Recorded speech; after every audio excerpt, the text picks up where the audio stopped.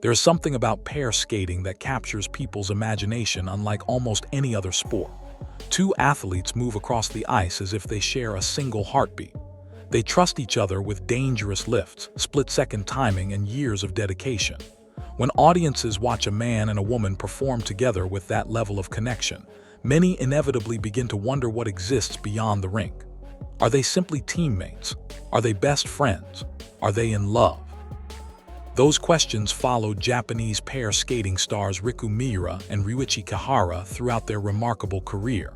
They followed them through victories, injuries, setbacks, and ultimately all the way to the greatest achievement of their lives, an Olympic gold medal at the 2026 Milano Cortina Winter Olympics.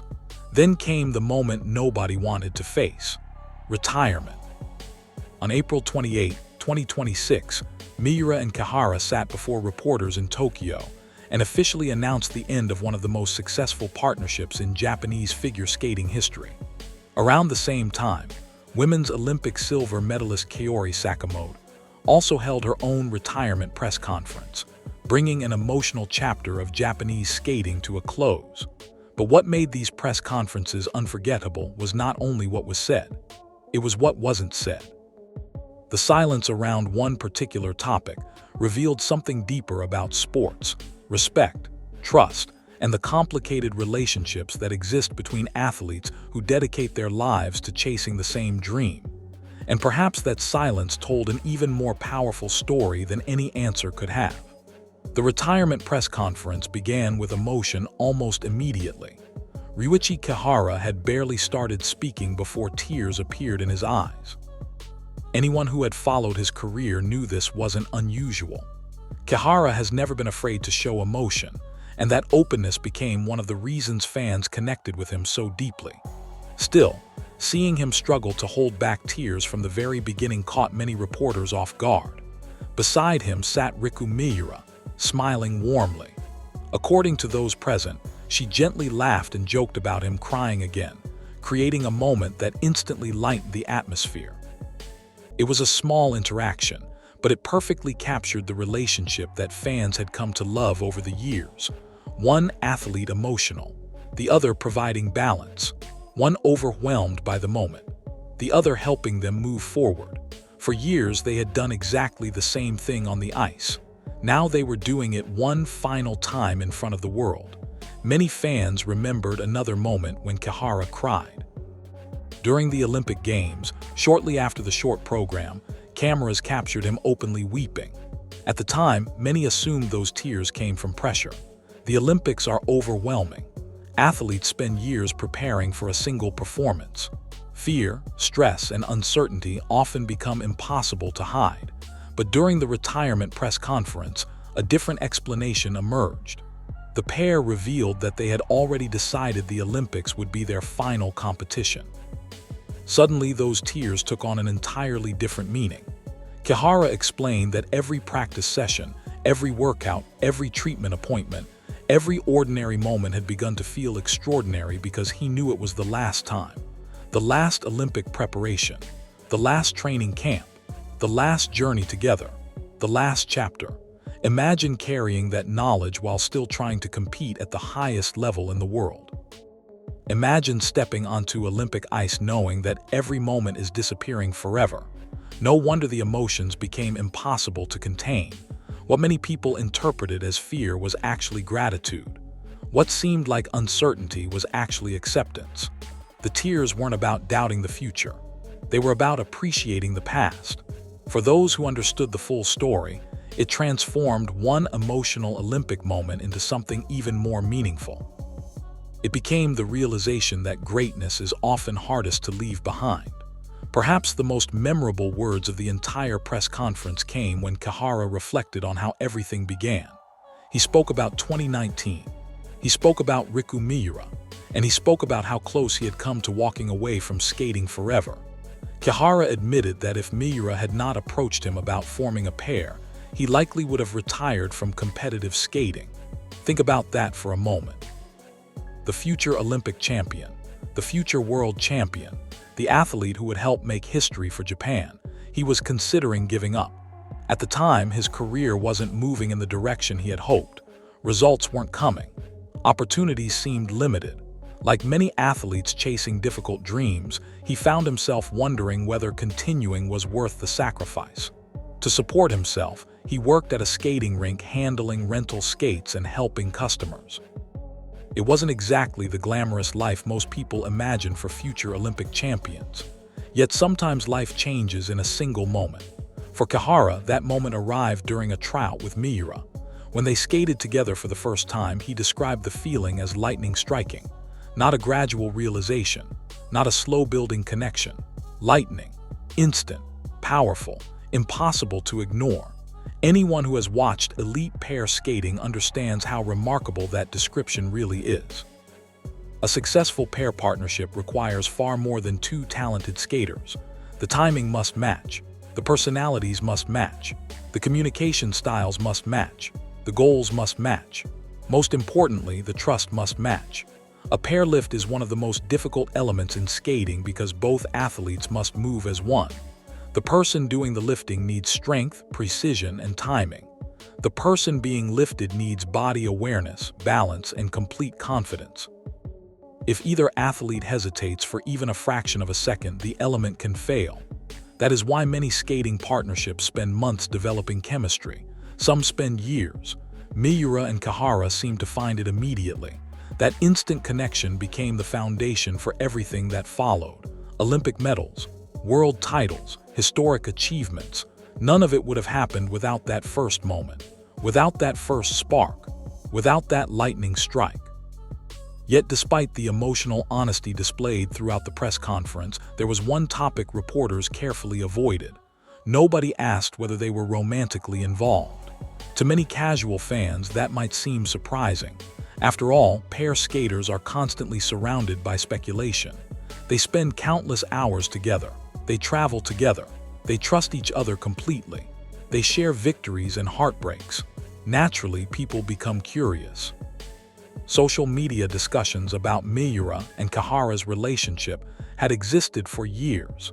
Some fans believed they were a couple. Others argued they were simply close partners. The speculation never fully disappeared. Yet during the retirement press conference, reporters chose not to ask. That decision sparked discussion among listeners of figure skating podcasts and followers of the sport. Interestingly, many people expressed relief. They were glad the question never came. Why? Because they believed asking would have reduced something extraordinary into something much simpler. One listener offered an interesting comparison. If a pitcher and catcher win a championship together, reporters don't immediately ask whether they're dating. People recognize that professional chemistry can exist without romance. Why should pair skating be treated differently? It was a fair question. Pair skating absolutely requires deep emotional trust, but trust and romance are not the same thing. Partnership and romance are not the same thing. Connection and romance are not the same thing. In sports, these distinctions matter. The truth is that elite pair skating demands a level of teamwork that few people ever experience. Athletes place their physical safety in each other's hands. One mistake can lead to serious injury. One hesitation can ruin years of preparation. That environment naturally creates powerful bonds, but those bonds come in many forms. Some skating pairs eventually marry. Others remain close friends. Some become lifelong professional partners. Others move on in different directions. There is no single formula. There is no requirement. There is no rule. What matters is the partnership itself. And perhaps that is why many reporters felt the athletes deserved the right to define their own stories rather than having labels imposed upon them. Several journalists noted another important consideration. Questions about romantic relationships can sometimes cross into deeply personal territory. Athletes deserve privacy. They deserve boundaries. Most importantly, they deserve the freedom to decide what parts of their lives they wish to share. If they choose to speak openly, that is their decision. If they choose not to, that decision deserves equal respect. In recent years, sports have become more aware of the diversity of human relationships and identities. Athletes come from different backgrounds.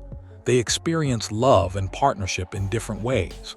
The assumption that every male-female partnership must be romantic increasingly feels outdated. Respect means allowing people to tell their own stories, not forcing them into stories others want to hear. While Miura and Kihara's press conference focused heavily on reflection, Kaori Sakamoto's farewell event carried a very different energy. Her retirement announcement had actually come much earlier. In June 2025, Sakamoto publicly revealed that the upcoming Olympic season would be her last. It was an unusual decision. Most athletes wait until after major competitions before announcing retirement plans. Sakamoto did the opposite. She declared her intentions before the biggest season of her life had even begun. That decision created enormous pressure. Once you tell the world you're retiring, there is no turning back. Every performance becomes part of your farewell tour. Every mistake receives extra attention. Every success carries extra meaning. Many athletes avoid that situation entirely. Sakamoto embraced it, and somehow she delivered. She won Olympic silver. Then she captured another world title. She turned pressure into motivation. She transformed expectations into results. It was a perfect example of her competitive character. Yet what many reporters remembered most was not her medals. It was her personality. Throughout the press conference, she filled the room with laughter. When she struggled to find the right words, she jokingly turned to reporters for help. When the event approached its conclusion, she organized a group selfie with members of the media. It felt less like a formal retirement announcement and more like a celebration among friends. Then came the surprise nobody expected. At the very end, Sakamoto revealed that she had married a non-celebrity man. The room erupted with surprise. Even after a career spent in the spotlight, she had managed to keep one of the biggest developments of her personal life private. It was classic Kaori. Confident, playful, unexpected, authentically herself. Following the press conference, reporters described her continuing to chat casually with journalists who remained behind. She seemed genuinely happy, not relieved to be finished, not exhausted, happy. Happy with what she had accomplished, happy with the future waiting ahead, and perhaps most importantly, happy with the person she had become. Despite their different personalities and different retirement announcements, Miura, Kihara, and Sakamoto all shared one common goal. They wanted to become coaches. At first glance, that might seem like a natural transition. After all, who better to teach skating than Olympic medalists? But becoming a coach in Japan is not as simple as hanging up your skates and stepping beside the boards. The process involves education, certification, mentorship, and practical experience. Future coaches study technical instruction. They learn about athlete development. They receive training in mental support. They learn how to communicate with families. They develop skills far beyond teaching jumps and spins. The journey can take years. As of recent figures, only a few hundred officially registered coaches operate within Japan's skating system. It is a profession requiring dedication and patience. What stood out most was not that these athletes wanted to coach. It was the type of coaches they hoped to become. Each spoke about supporting athletes mentally. That detail felt significant, perhaps because they understood the emotional side of elite sports better than most. They had experienced injuries, pressure, expectations, doubt, loneliness, fear. They had also experienced triumph, confidence, resilience, and growth. Those experiences cannot be learned from textbooks. They must be lived. Young skaters often need more than technical advice. Sometimes they need reassurance. Sometimes they need someone who understands what they are feeling. Sometimes they need proof that setbacks do not have to define their future. Who better to provide that guidance than athletes who have already traveled that road? In many ways, the retirement press conferences were not endings at all. They were beginnings. The beginning of new careers. The beginning of new responsibilities. The beginning of new opportunities to influence the next generation. And perhaps that is the final lesson these athletes left behind. Relationships are complicated. Trust is complicated. Human connection is complicated. Not every powerful partnership needs a romantic explanation.